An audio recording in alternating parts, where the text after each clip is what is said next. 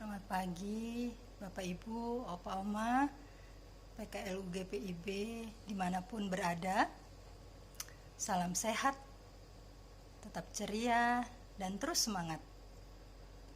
Kembali kita jumpa dalam program saya dan PKLU membaca Alkitab bersama. Berbahagia saya Ibu Weni Pesakwawor dari Jemaat GPIB Yahya boleh diberi kesempatan pada kali ini.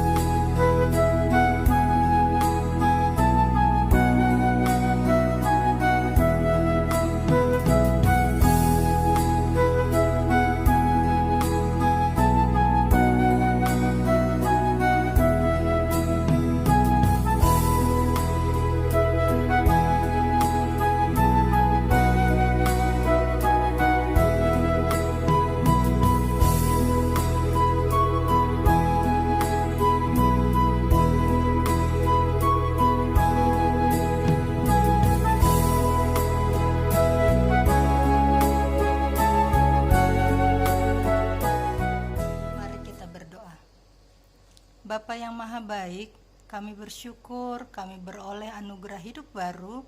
Kami boleh bangun dengan badan yang sehat, nafas hidup yang baru.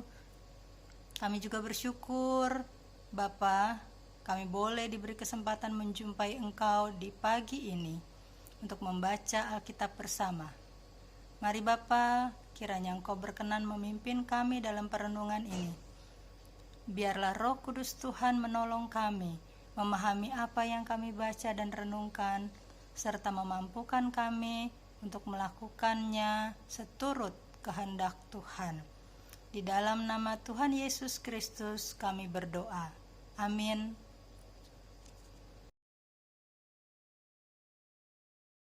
Kita akan membaca Alkitab.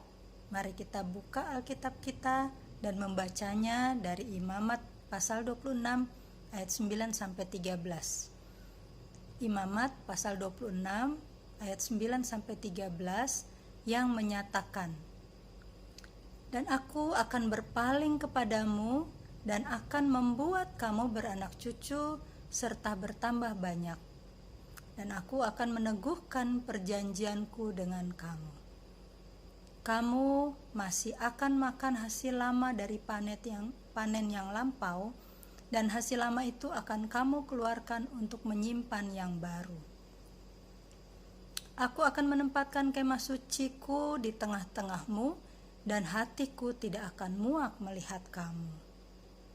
Tetapi aku akan hadir di tengah-tengahmu, dan aku akan menjadi Allahmu, dan kamu akan menjadi umatku. Akulah Tuhan Allahmu yang membawa kamu keluar dari tanah Mesir, supaya kamu jangan lagi menjadi budak mereka. Aku telah mematahkan kayu kuk yang di atasmu, dan membuat kamu berjalan tegak." Demikian pembacaan Alkitab. Renungan dari SBU pagi hari ini adalah dengan judul Allah hadir di tengah kehidupan kita. Yang menjadi ayat penekanan adalah ayat 11, "Aku akan menempatkan kemah suciku di tengah-tengahmu, dan hatiku tidak akan muak melihat kamu." Dalam ketaatan pada ketetapan-ketetapannya, berkat-berkatnya terus mengalir dalam kehidupan umatnya. Ia membuat mereka beranak cucu sehingga bertambah banyak. Perjanjian dengan umatnya diteguhkannya. Ayat 9. Kebutuhan mereka dicukupkannya terus menerus secara berlimpah. Ayat 10. Allah meneguhkan perjanjiannya dengan menempatkan kemah suci di tengah kehidupan mereka. Dengan kehadiran kemah suci, Allah hendak menyatakan kepada umat bahwa Ia hadir dan diam di tengah kehidupan mereka. Allah hadir menjadi Allah mereka dan mereka menjadi umat-Nya. Allah menyatakan kepada umat bahwa Dialah yang telah membebaskan mereka dari perbudakan di Mesir. Dialah yang membebaskan mereka dari penindasan yang membuat umat menderita di Mesir. Melaluinya, Allah menjadikan mereka orang-orang merdeka. Allah hadir di tengah kehidupan kita juga sebagai manusia. Ia hadir dan memancangkan kemah-Nya di tengah kehidupan kita. Dengan demikian, Dia bukan Allah yang jauh, tapi Allah yang dekat. Kehadirannya bukan sekadar menyinggung kehidupan kita, tapi hadir di tengah-tengah kehidupan kita. Ia turut merasakan seluruh pergumulan dan penderitaan hidup kita. Yohanes 1 ayat 14, saya akan bacakan.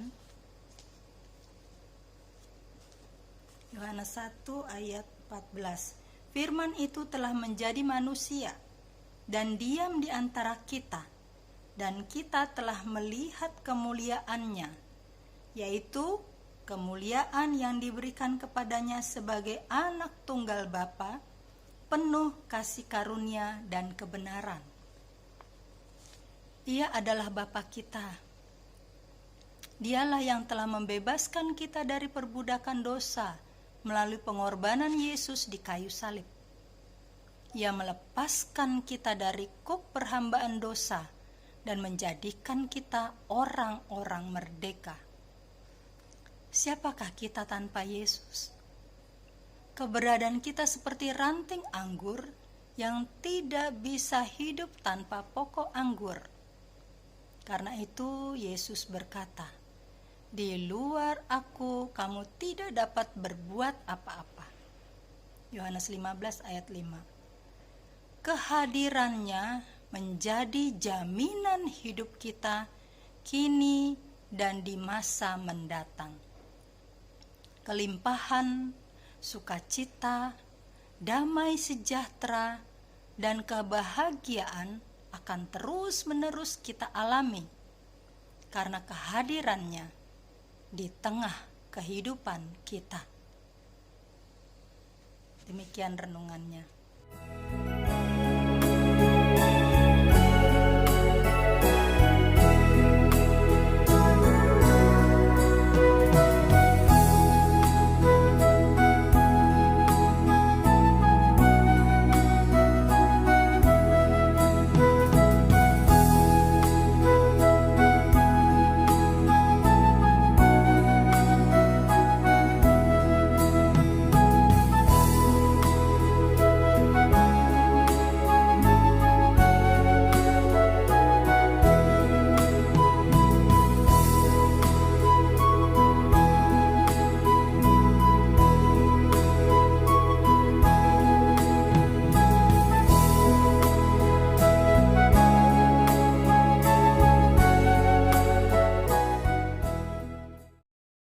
Mari kita berdoa.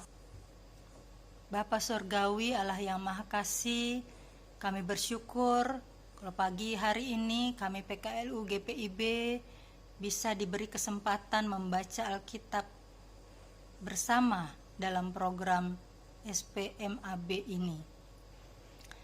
Kami berdoa bagi anggota PKLU kalau yang saat ini ada dalam keadaan kelemahan tubuh.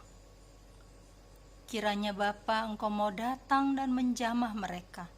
Beri kesembuhan, beri penghiburan, beri kekuatan, agar mereka dapat kembali berkarya di dalam keluarga mereka masing-masing dan dalam jemaat serta masyarakat di mana mereka tinggal.